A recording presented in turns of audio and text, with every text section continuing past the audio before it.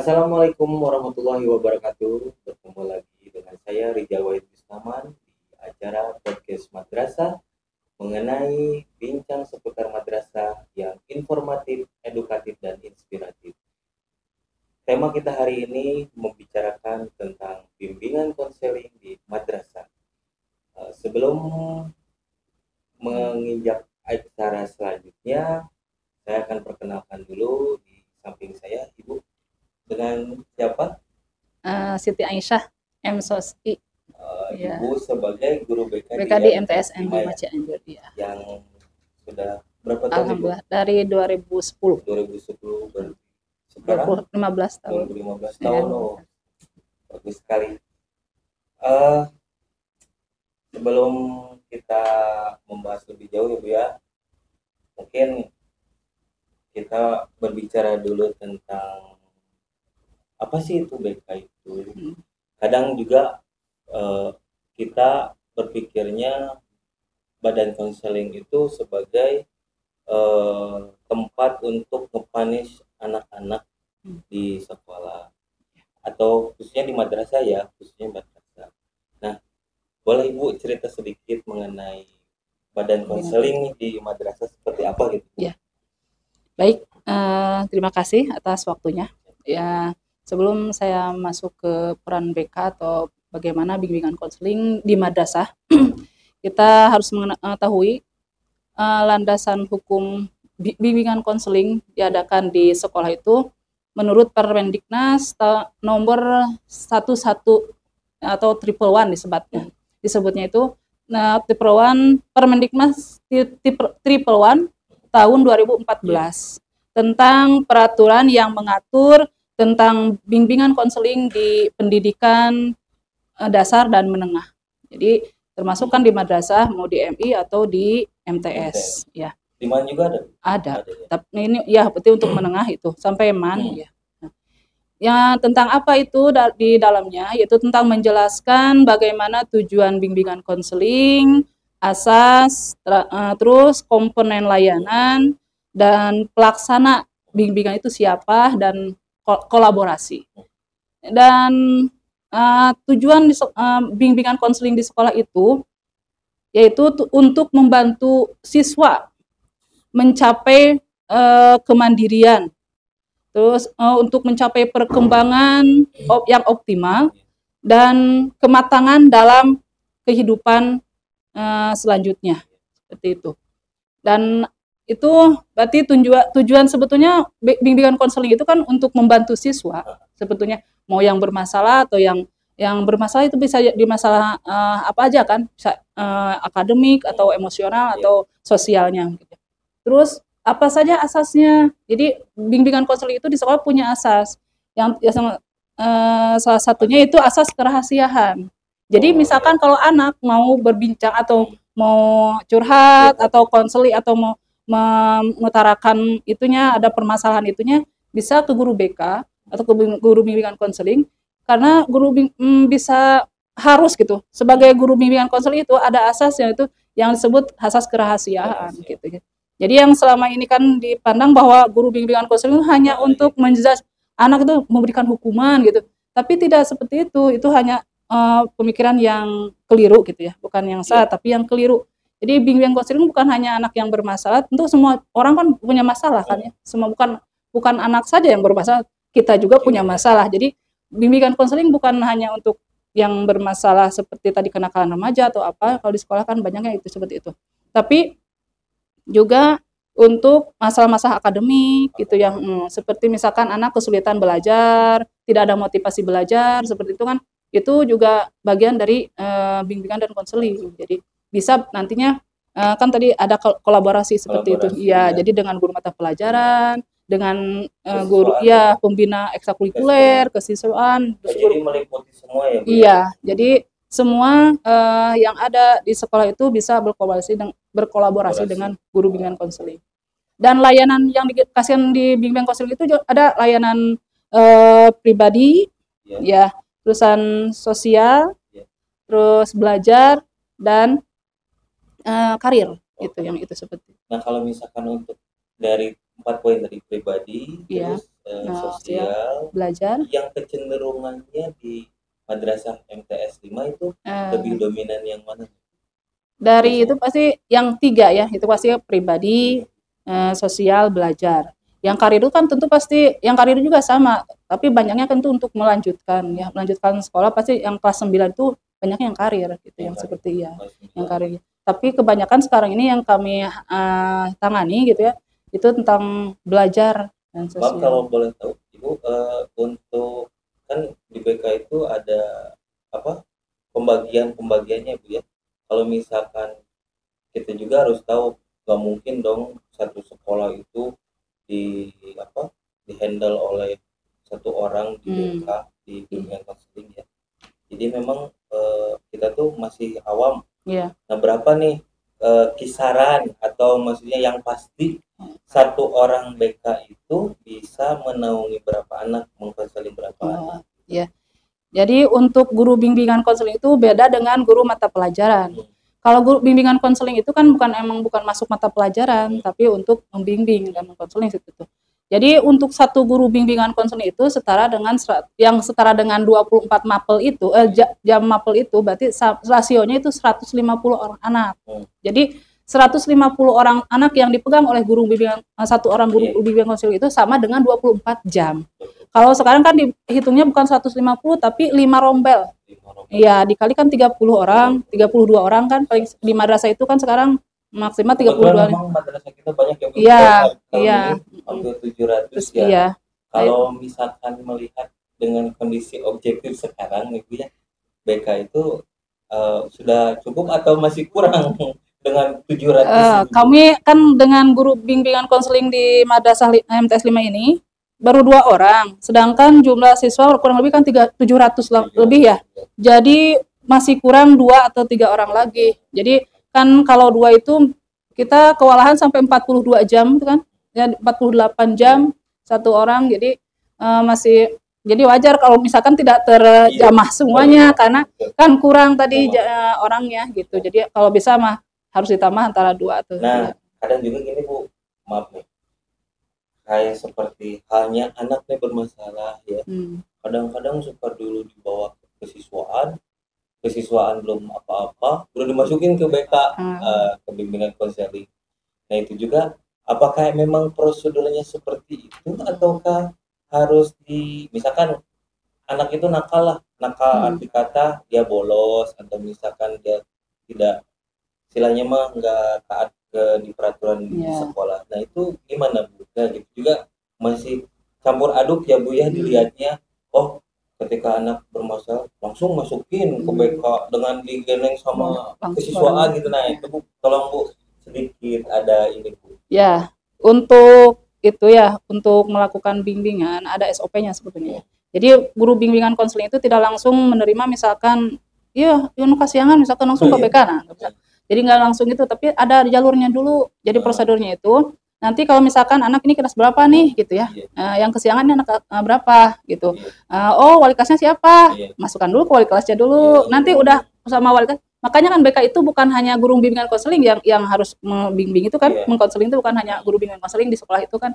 Harus semuanya bisa gitu kan, dari wali kelas, guru mata pelajaran. Jadi jangan langsung dibawa dulu ke bimbingan konseling, tapi tangani dulu oleh wali kelas atau guru mapel. Kalau misalkan sudah berapa kali nih anak ini misalkan udah diperingati oleh wali kelas 3 kali, baru bisa dibawa ke guru bimbingan konseling. Nanti dari guru bimbingan konseling misalkan anak masih juga seperti itu, karena di BK itu tidak langsung anak instan langsung bisa kan. Jadi pasti ada ini dulu, maksudnya jarak dulu berapa, nanti dikasih dulu tenggang waktu misalkan 1 bulan nih anak atau 1 minggu tergantung permasalahannya ini. Jadi dilihat misalnya 1 minggu misal anaknya belum berubah juga, kita berkolaborasi dengan kesiswaan atau misalkan kata kesiswaan dengan orang tua dulu. Jadi kalau sudah seperti itu baru kita ambil tindakan. Gini Bu, kalau untuk penanganannya apakah kan biasanya ada yang memaksa ya, koersi, persuasif sama bimbingannya seperti apa? Nah itu teh apakah memang ada penanganannya secara tahapan-tahapannya, misalkan sudah masuk nih ke BK karena memang di wali kelas sudah beres, di kesiswaan Sudah. udah beres, nah tinggal di BK nih seperti apa gitu untuk penanganannya. Jadi penanganan di BK itu untuk anak yang tadi katanya bermasalah misalkan. Ya, misalnya kan tidak harus yang bermasalah tadi ya. Kalau yang bermasalah berarti dilihat dulu misalkan nih anak udah berapa kali Contohnya nih lah, ya. contohnya ya. Contohnya misalkan udah berapa kali nih, oh, udah sampai ke guru wali kelas udah ya, ke guru mapel udah. Tetap masih belum berarti sama bimbingan konseling dikasih waktu misalkan sok kamu mau apa nanti Iya. kita salurkan kemana misalkan kan. Hmm. Jadi kalau misalkan anaknya dilihat dulu, misalkan ini di mana permasalahannya, nah, titik letaknya di mana. Misalkan kalau misalkan oh ini permasalahan keluarga atau apa, nanti kita berhubungan dengan keluarga, berarti sama orang tua. Kalau misalkan dengan pelajaran atau apa, berarti pelajaran apa nih kita itunya permasalahannya dengan pelajaran apa, misalkan dari motivasi belajarnya atau apanya gitu. Jadi dilihat pelajaran apa, nanti kita kolaborasi dengan guru mapel seperti Jadi itu. memang ada tahapan-tahapannya Iya, gitu ya. jadi tergantung apa yang tingkat permasalahan permasalahannya yang ya. ada di siswa. Tidak langsung. Nah, pengalaman ibu nih selama di BP selama 15 tahun ibu ya, Iya, yang kecenderungannya anak-anak sekarang kan maksudnya udah pasti setiap zaman itu berbeda-beda. iya, Untuk apalagi sekarang ya didekatkan dengan teknologi, apalagi di media sosial udah masuk bullying yang kayak gitu kan. Memang jadi perhatian ya ketika anak-anak itu posisinya teh yang buat ngeposting gitu ya. iya, Nah akhirnya kan ke bawah juga nih ke sekolah atau ke madrasah, maaf, ke madrasah. Nah bagaimana nih ibu untuk mensiasati hal itu supaya memberikan konselingnya bagus gitu ke anak. Ya tadi kembali lagi berarti peran sebagai guru bimbingan konseling pasti ya memberikan fasilitas yang terbaik mungkin untuk membantu siswa tersebut sesuai perkembangannya. Karena ya bisa dikatakan ya perkembangan untuk siswa sekarang itu pasti beda sekali apalagi setelah Covid gitu. Setelah Covid kan anak pasti semua memegang HP. Sebelum Covid kan pasti kita penanganannya beda. Permasalahannya kebanyakannya belum ada disebut bullying itu kan cyberbullying gitu ya. Dulu ikut ini ya, ikut pelatihan di mana Bu? Di Cipanas ya, yang tentang ramah anak gitu ya. Boleh sedikit Bu, ngekilas sedikit aja lah. Kalau tentang ramah anak itu, jadi intinya perlakuan kita kepada anak itu jangan dibeda-bedakan. Jadi sama mau laki-laki mau perempuan, kita harus sama bahwa itu semua harus memiliki perlakuan yang sama gitu. Jadi dimana disebutkan bahwa ramah anak itu di situ, jadi apalagi sekarang kan ada kurikulum berbasis cinta gitu ya. Jadi KBC, ya, yang KBC itu bisa dikolaborasikan dengan itu dengan ramah anak tadi. Sedikit contoh gitu. Sedikit contoh. Nah, seperti gini, misalkan anak kan tentang mimpi aja, tentang mimpi itu cita-cita gitu anak. Kalau misalkan ada nih, ditanyakan anak cita-citanya menjadi apa, nah gitu, tulis cita-cita udah ditulis nih, udah ditulis berarti kita tinggal mengarahkan anak mau jadi apa sesuai tidak dengan bakatnya. Nah, kalau sesuai dengan bakatnya kita tinggal mengikuti dia gitu, sesuaikan. Oh, masukkan dengan kurikulum apa, ekstrakurikuler apa gitu. Nah, jadi disalurkan ke situ. Nanti kalau misalkan ada potensi misalkan anak masuknya ke ekskul atau pelajaran ini, misalkan bisa masuk ke situ. Jadi sesuaikan mimpi itu kita dukung gitu, sebagai guru. Dan orang tua pun harus sama gitu. Orang tua juga harus mendukung. Jadi cuma jangan hanya di sekolah saja, tapi orang tua juga harus bisa bekerja sama dengan sekolah.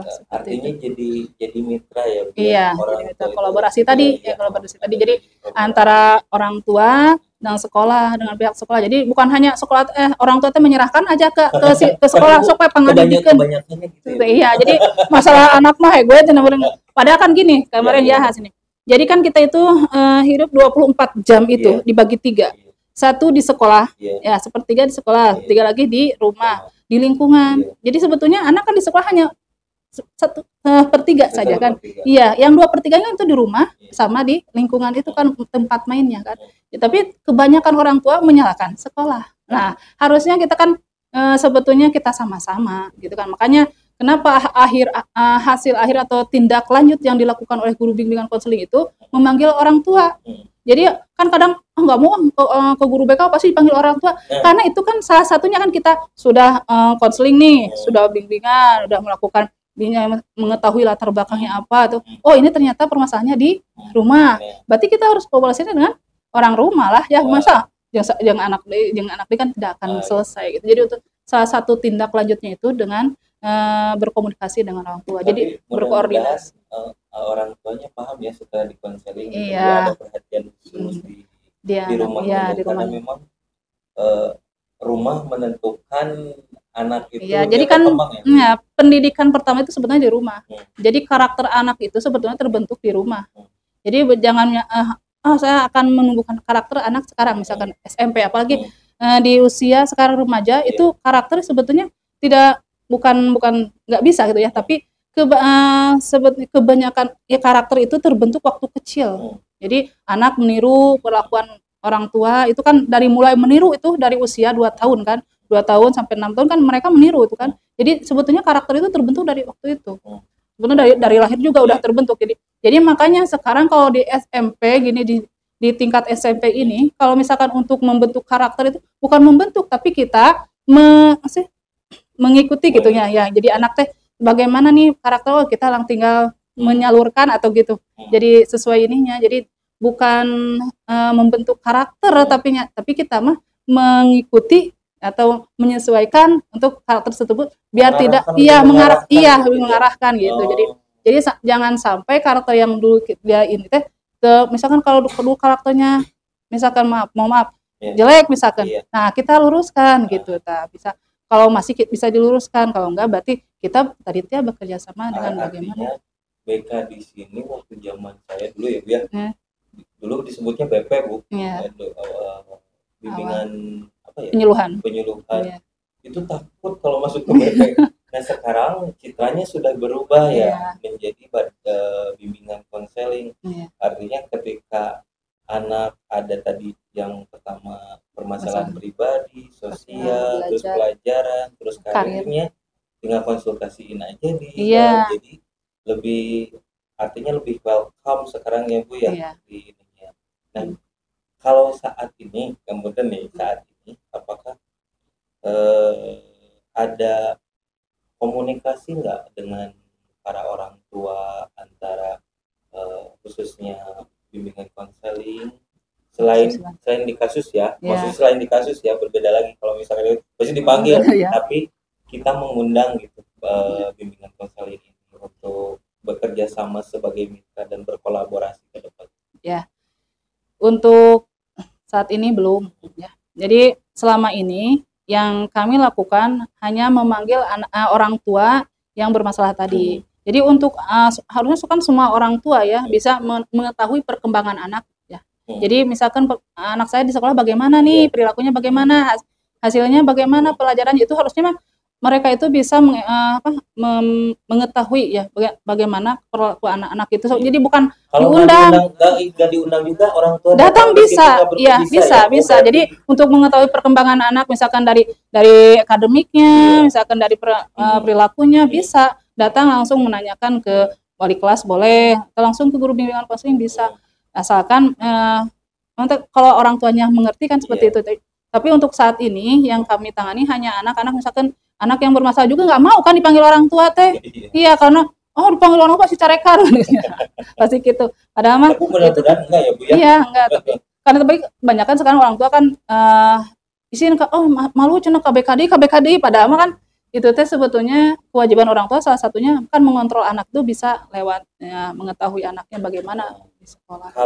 Kalau misalkan dengan tapi komunikasi dengan wali kelas antara BK alhamdulillah ada ya untuk itu mah, tapi tidak terstruktur gitu ya. Jadi itu mah gitu jadi insidental gitu mah. Jadi misalkan kalau ada permasalahan anak kelas anak saya gini gitu di kelas baru gitu seperti itu aja. Jadi laporan seputar itu aja, tidak khusus gitu ada nanti agenda khusus nggak ada kumpulan gitu.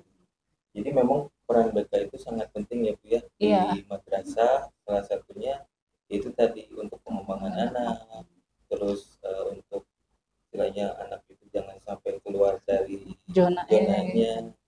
Nah, kadang juga ini kalau misalkan anak ya, kadang anak juga sering-sering ketakutan kalau Iya, misalkan ketemu guru anak BK. BK ya. Kadang mah kata ku guru lagi awas ya di KBK-keun. Awas. Nah, harusnya jangan seperti itu. Ah, Jadi kita mengalir aja. Sebetulnya kan mereka juga sebagai guru gitu, wali kelas atau guru mata pelajaran itu mereka juga BK kan. Jadi mengingatkan kan, membimbing misalkan ini oh ini salah, ini yang benar mah yang ini gitu kan.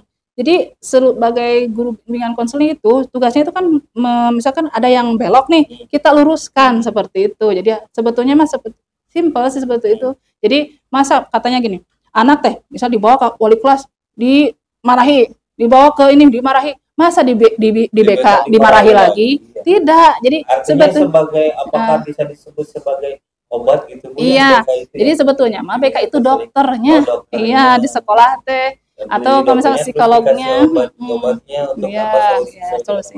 Jadi solusinya juga tidak dari kita, dari guru bimbingan, tapi kita langsung nanya ke anaknya. Nanti anak yang bisa bukan membuat kita problem solving sendiri gitu, gitu ya. seperti itu. Jadi Jadi tidak, keluar iya dari dirinya. siswanya sendiri Iya, ya bahwa Bu pengen seperti iya. ini, Sok pengen jadi mau seperti bagaimana ini. sekarang selanjutnya gitu, gitu kan. Tidak kita yang kamu harus gini, gini. Nggak bisa, Oh, bisa seperti itu kalau di BK itu. Jadi kita hanya membuka pikirannya saja gitu. Jadi kembali lagi ke dianya gitu. Jadi ya bukan dari artinya kita.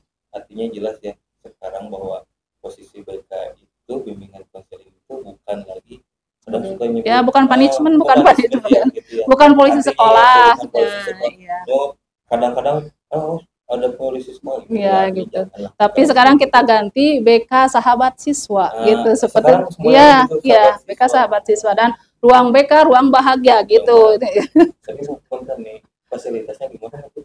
Nah, anu jantan ieu. Nggak apa-apa Bu, biar maksudnya ada perhatian khusus. Iya. Karena kan ketika anak datang ke sana itu udah mah saya teh bermasalah ya Bu. Iya. Misalkan gitu, datang ke BK. Hmm. Aduh, nggak nyaman nih Bu.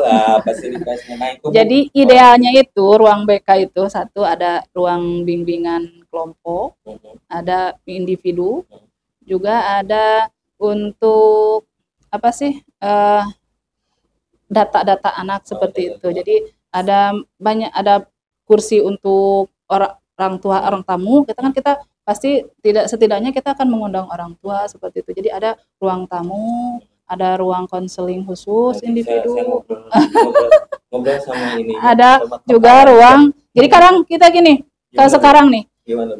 saya lagi menangani yang individu nih, konseling individu. Datang yang kelompok, ngegeblek didinya. Jadi kita mau kemana?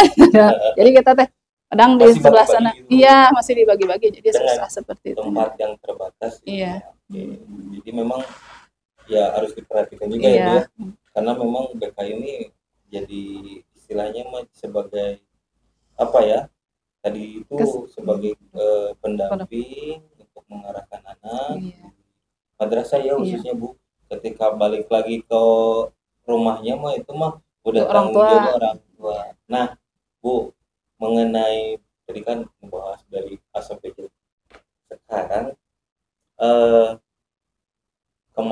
di masalah karirnya anak. Nah biasanya apa sih yang dicari informasinya dari anak gitu kan kelas 9 Ibu. Ibu punten kalau Ibu menaungi kelas berapa? Sekarang itu kebetulan saya megang kelas 8, kelas 9, kelas 7 2 kelas. Ya. Kelas sedikit nih biasanya. Hari kelas untuk kelas 7 banyak kan mungkin itu ya tentang sosialnya. Kan mereka pasti harus beradaptasi dengan lingkungan barunya sekarang. Kan dari peralihan dari SD ke SMP pasti ya kan. Jadi kebanyakan kita harus memberikannya tentang layanan informasi tentang lingkungan, beradaptasi dengan teman yang baru, dengan guru baru, ya suasana sekolah yang baru. Kalau kelas 7 mah. Kalau untuk karir, mungkin untuk karir di kelas 9 itu nanti kita cari misalkan dia sesuaikan dengan bakat dan minat ya, minat dan bakatnya sesuai. Nah, harus ada asesmen. Kalau di BK itu itunya yang diberikan asesmen bukan tes. Kalau tes itu psikolog ya, psikolog. dikasihnya lebih tes dari iya psikolog. ke psikolog. Sorry. Jadi bedanya antara asesmen dengan itu Iya. teh, kalau BK itu hanya memberikan asesmen, bukan tes. Tapi kalau tes itu carinya langsung ke psikolog gitu. Jadi untuk mengetahui bakat dan minat itu kita lakukan asesmen. Nah, jadi sesuaikan dengan itu nanti untuk melanjutkan ke jenjang berikutnya itu kita harus tahu dulu apa bakat dan minat anak tersebut. Jangan sampai anak sudah melanjutkan salah jurusan, akhirnya dia tidak mau pindah ke sekolah gitu, sampai gitu. Terus dan selain itu juga untuk karir sebetulnya anak kan punya potensi masing-masing ya, atau minatnya atau bakatnya tadi bisa untuk penyaluran juga. Jadi misalkan disalurkan ke ekstrakurikuler apa tadi gitu. Jadi itu juga masuk karena iya, karir ya. Iya, jadi kan itunya mungkin untuk masa depan ya kan. Jadi memfasilitasi si siswa sesuai dengan potensi yang mereka miliki seperti itu. Nah, Ibu dengan siapa deh yang di Bu Yuna ini? Iya. Mungkin setiap permasalahannya beda-beda mungkin ya. Iya, beda. Di antara Bu Haji dengan Bu Yuna. Nah, kadang-kadang ada nggak suka konsultasi ini mah penanganannya harus beda, Ya. ada komunikasi gitu. Untuk antar BK bisa harus komunikasi. Jadi kita sebetulnya kan tadi ada asas rahasia, cuma tidak boleh antar BK juga. Misalkan menyampaikan kirain itu meskipun satu kampung gitu. Iya. Jadi kita kalau mau mengasih misalkan permasalahan anak, kalau setuju anak yang dikasih tahu orang lain, kadang kan anak nggak mau ya orang lain tahu gitu. Jadi kita simpan sama kita aja. Jadi untuk paling yang umum-umum saja yang dikasihkan, misalkan kita ngobrol tentang ini baru. Jadi bagaimana ya penanganan anak seperti ini gitu kan gitu. Tapi untuk kerahasiaan tidak ya. Artinya siswa kita boleh juga BK sekarang. Jadi udah BK lebih ini ya, lebih maksudnya lebih bersahabat. Tadi itu bersahabat siswa ya, sahabat siswa. Jadi slogan BK-nya.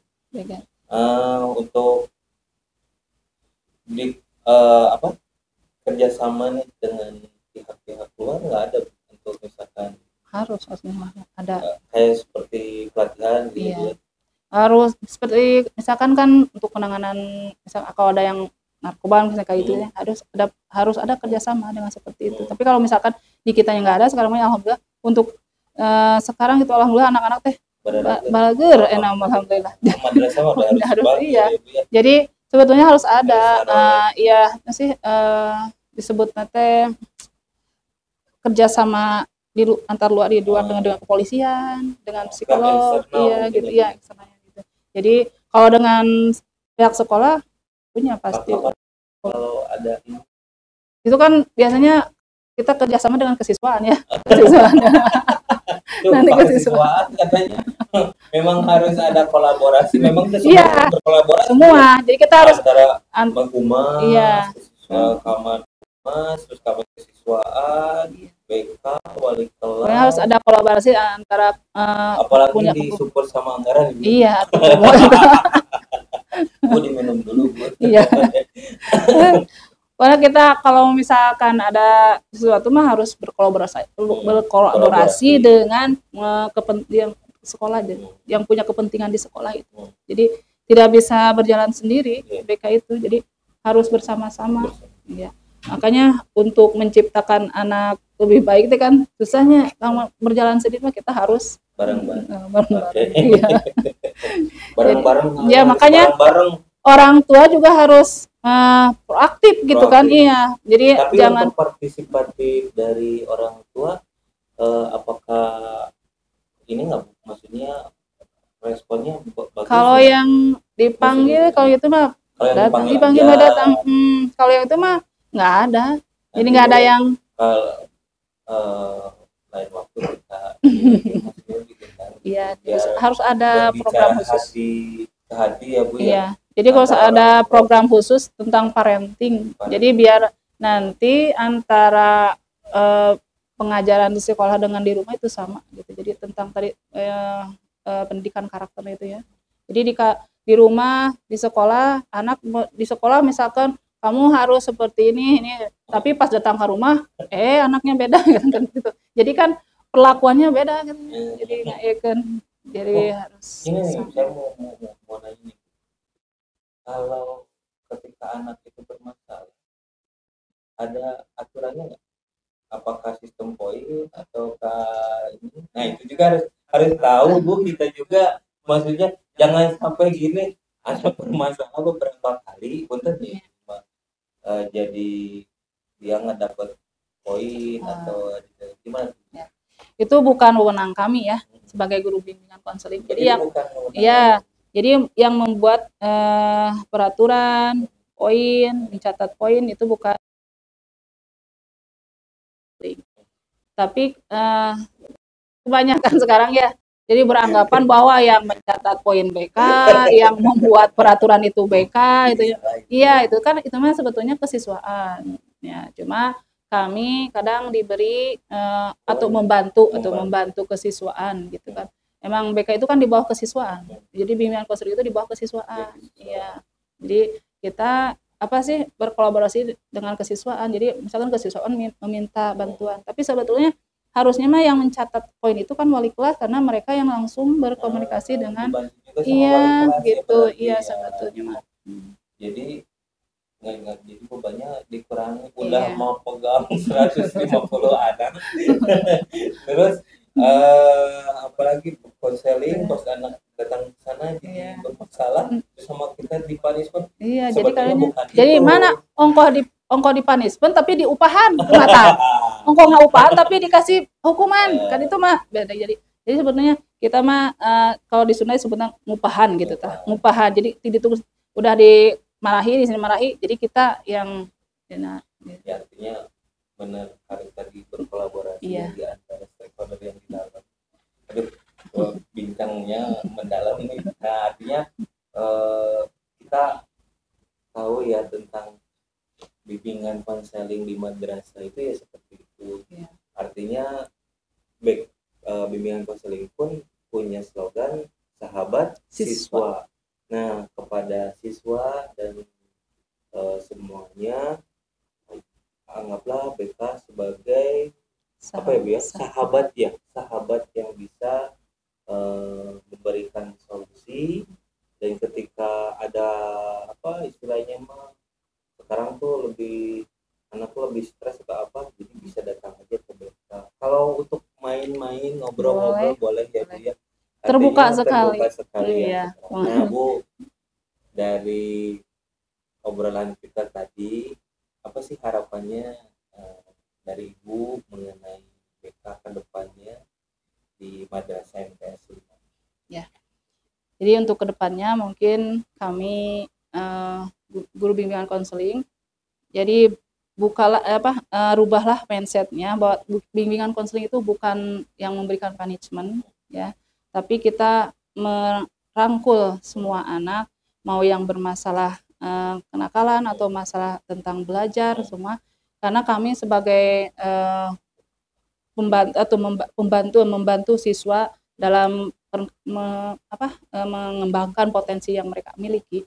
Jadi kami ingin semua mau stakeholder yang ada di sekolah atau siswa semua, jadi jangan beranggapan bahwa bimbingan konseling itu menakutkan sebagai pemberian hukuman. Tapi sebetulnya kami ini ingin merangkul semua siswa supaya mereka bisa berkembang sesuai perkembangannya gitu yang lebih baik gitu yang optimal seperti itu. Jadi apalagi kan sekarang anak di tingkat MTS ini itu anak mulai remaja mulai membimbang mereka menentukan arah tujuannya. Jadi kita yuk sama-sama misalkan untuk meluruskan gitu ke jalan yang lebih baik gitu seperti itu. Jadi harapannya mudah-mudahan kedepannya BK lebih baik, lebih tadi dekati jadi sahabat yang terbaik ya seperti itu. Mau siswa, mau guru, mau semuanya seperti itu. Iya. Jadi jangan jadi terbukalah semuanya gitu. Oh ternyata BK itu kepanjangan banyak yang nggak tahu BK itu pempanjangannya apa. Nah jadi sekarang itu bukan BP tapi BK. Jadi bimbingan konseling gitu. Jadi bimbingan ya banyak bimbingan tahulah apa gitu. Konseling apa ya, mengkonsultasikan kan apa permasalahan Keluh itu. kesah Iya, siswa. gitu seperti itu. Terima kasih Bu Iya. ya, sudah menjelaskan. Artinya kita menjelaskan di sini bukan berarti menyalahkan satu Iya. atau dua pihak ya Bu ya, karena memang kita harus bisa berkolaborasi dengan semua, apalagi madrasah itu besar dan memang yang jadi objek untuk ininya yaitu siswa. Iya. Artinya tidak satu orang yang bisa menyelesaikan. Oke, Ibu, terima kasih waktunya telah hadir. Sama-sama ya. Ya, tadi kebanyakan. Ya mohon maaf, saya juga kalau misalkan ada yang salah disampaikannya, jangan salah menyampaikan, itu mungkin kesalahan dari saya. Mudah-mudahan ada yang manfaatnya lah. Insya Allah. Nah, kedepannya bisa join battle sama Bu Yuna ini ya. Tinggal tolong Bu Yuna ini. Jadi ngegantiin saya, jadi ngobrolnya berdua. Oh. Atau ngobrol kenal, mungkin bisa jadi luar ke masalah siswa. Jadi informasinya BK itu lebih bisa diterima siswa banyak gitu. Semakin informasi itu disampaikan, insya Allah akan. Nah itu mungkin Bu. Terima kasih Bu Haji Ya. waktunya. Sama-sama. Gitu. Oke, sahabat madrasah, kita akhiri perjumpaan kita hari ini. Tetap stay tune terus di acara Pomat podcast madrasah, di bincang seputar madrasah. Nantikan episode selanjutnya yang lebih menarik dan lebih cetar lagi. Oke. Assalamualaikum warahmatullahi wabarakatuh. Waalaikumsalam warahmatullahi wabarakatuh.